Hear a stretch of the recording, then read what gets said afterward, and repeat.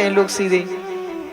ने लिखा है उसमें महाराज दिलीप का वर्णन करते हैं कि महाराज दिलीप और उनकी पत्नी सुदक्षिणा किस प्रकार से मां नंदिनी गौ की सेवा करती, कामधेनु की सेवा करती, वशिष्ठ जी की गैया है, क्योंकि उनकी कोई संतान नहीं थी। और कितने भक्त हैं राजा दिलीप, गौ माता की कैसी सेवा करते हैं। जब गौ माता बैठती है तब दिलीप बैठते हैं, जब गौ माता हरा चारा खा ले तब कुछ ग्रहण करते हैं, तब कुछ पाते हैं।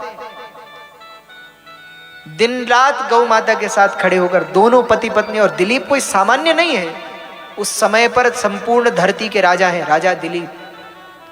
लेकिन जब गुरु के पास आए कि हमारी संतान नहीं है, तो गुरु ने कहा नंदिनी की सेवा करो, गौ की सेवा करो।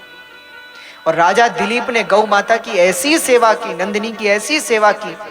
लेकिन एक दिन परीक्षा का दिन आ गया, पढ़ाई जब पूरी होती तब परीक्षा होती। परीक्षा का दिन आया, राजा दिलीप एक दिन वन में बैठे थे, गौ माता लेटी हुई थी और लेट करके घास खा रही थी। राजा दिलीप भी वृक्ष के नीचे बैठे थे। कहते हैं इतने में एक सिंह आया, उसने दहाड़ लगाई और गौ पर छलांग लगाई, गौ माता को पकड़ लिया। अब तो राजा दिलीप घबरा गए कि लगता है अब कहीं ऐसा ना हो इस सिंह जो है गौ माता को कुछ कष्ट पहुंचाए, क्या करें। कहते हैं राजा दिलीप ने धनुष बाण उठा लिया, लेकिन मन में सोचा यदि बाण चूक गया और गौ माता को ही लग गया तो। राजा बड़े विचलित हो गए। कहते हैं राजा ने हाथ जोड़ ली और उस सिंह से कहा भैया तुम इस गौ माता को मत खाओ। सिंह ने कहा राजन तुम कैसी बात करते हो, ये हमारा भोजन है और भोजन को भी कोई छोड़ता है क्या। राजा ने कहा महाराज मैं हाथ जोड़ता हूं, आप इन गौ माता को मत कुछ कष्ट मत पहुंचाइए, मेरा व्रत नष्ट हो जाएगा। कहते हैं उस सिंह ने कहा तो फिर इसके बदले में मुझे क्या चाहिए, क्या दोगे। बोले तुम जो मांगोगे वो दूंगा, राजा दिलीप ने कहा।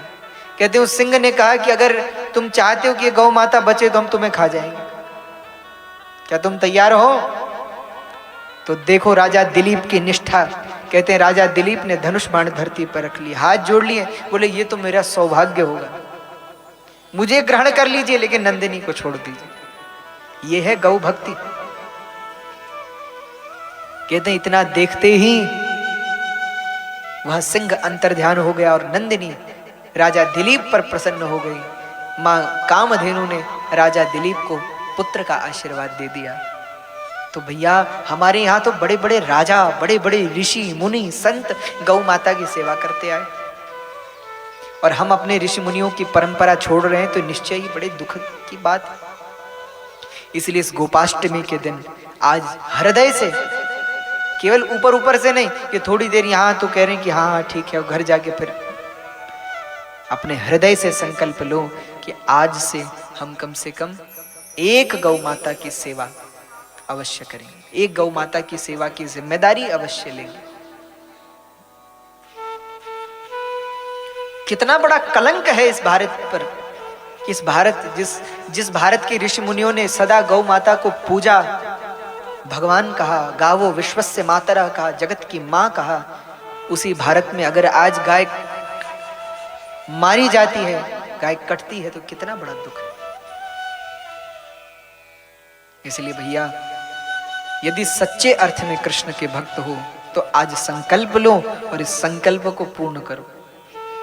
कम से कम एक गौ माता, कहीं भी आपके आसपास में यहां गौशाला है, कहीं नहीं, क्यों नहीं है, कई लोगों को पता भी नहीं है।